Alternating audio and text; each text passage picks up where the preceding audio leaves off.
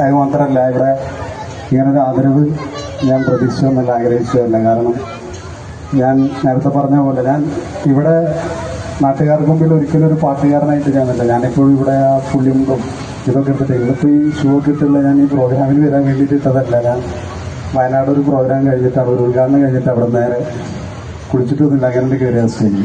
അതുകൊണ്ടാണ് ഈ ഡ്രസ്സിൽ വന്നത്. മറ്റൊന്ന്, ഈ ഒരു 17 വർഷത്തിൽ കലാജീവിതത്തിനിടയ്ക്ക് എനിക്കൊരു ഇതുപോലത്തെ പൊന്നില്ലാത്ത പൊന്നാട എന്ന് പറയുന്ന പൊന്നാട കൊണ്ട് കുറേ ആദരവൊക്കെ കിട്ടിയിട്ടുണ്ട്. ഈ ഒരു പൊന്നാടയ്ക്ക് പത്തരമാറ്റിൻ്റെ പരിശുദ്ധി എന്ന് ഞാൻ വിശ്വസിക്കുകയാണ്. കാരണം സ്വന്തം നാട്ടിൽ നിന്ന് കിട്ടുന്ന ഒരാദരവ് എന്ന് പറയുമ്പോൾ അതിന് ഓസ്കാറിനേക്കാൾ അപ്പുറം പരിശുദ്ധിയുണ്ട്. അപ്പോൾ ഞാൻ എന്തെങ്കിലുമൊക്കെ ആയിട്ടുണ്ട്. എൻ്റെ ജീവിതം കലാജീവിതം എന്ന് മാത്രമല്ല, ജനിച്ച് ആ വളർന്ന കാലഘട്ടം മുതൽ ഒരുപാട് പ്രയാസങ്ങളും പരീക്ഷണങ്ങളും പ്രതിസന്ധികളൊക്കെ നേരിട്ടാണ് ഇന്ന് ഒരു നിലയിൽ ഞാൻ നിൽക്കുന്നത്. വളരെ അഭിമാനം തോന്നുന്നു.